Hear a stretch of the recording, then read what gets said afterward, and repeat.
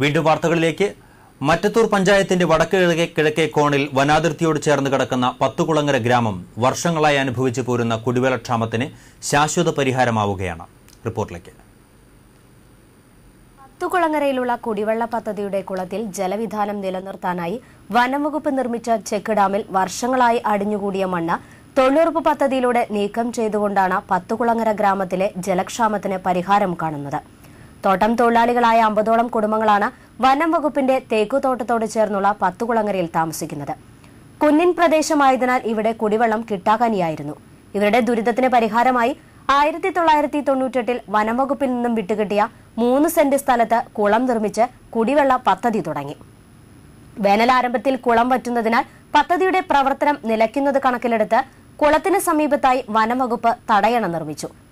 എന്നാൽ മഴക്കാലത്ത് മണ്ണ് കുത്തിയൊലിച്ചു വന്ന് തടയണ നികന്നുപോയതോടെ തടയണയിൽ വേണ്ടത്ര വെള്ളം സംഭരിച്ചു നിർത്താൻ സാധിക്കാതായി.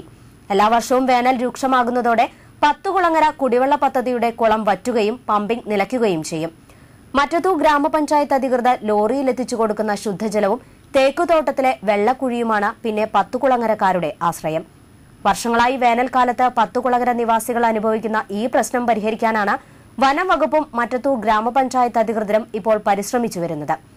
ചെക്ക് ഡാമിലെ മണ്ണ് നീക്കം ചെയ്താൽ വേനലിൽ വേണ്ടത്ര വെള്ളം സംഭരിച്ചു നിർത്താനും കുളത്തിലെ ജലവിധാനം നിലനിർത്തി പമ്പിംഗ് സുഗമമാക്കാനും കഴിയും. ചെക്ക് ഡാമിലെ മണ്ണ് നീക്കം ചെയ്യാൻ തൊഴിലുറപ്പ് പദ്ധതിയിലൂടെ 86,000 രൂപയാണ് ചെലവഴിക്കുന്നത്. 624 തൊഴിൽ ദിനങ്ങൾ ഇതിലൂടെ സൃഷ്ടിക്കപ്പെടും. കുളം താഴ്ത്തുന്നതിന് 1,00,000 രൂപ ഗ്രാമപഞ്ചായത്ത് ഫണ്ടിൽ നിന്നും അനുവദിച്ചിട്ടുണ്ട്.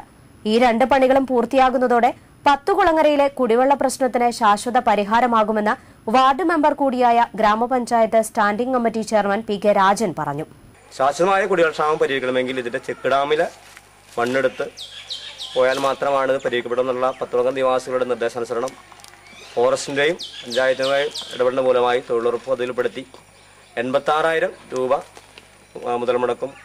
അടുത്ത വേനൽ മുതലെങ്കിലും കുടിനീർ ക്ഷാമത്തിന്റെ പിടിയിൽ നിന്നും രക്ഷപ്പെടുമെന്ന ആശ്വാസത്തിലാണ് പത്തുകുളങ്ങര ഗ്രാമവാസികൾ. TCV news, Kodakara.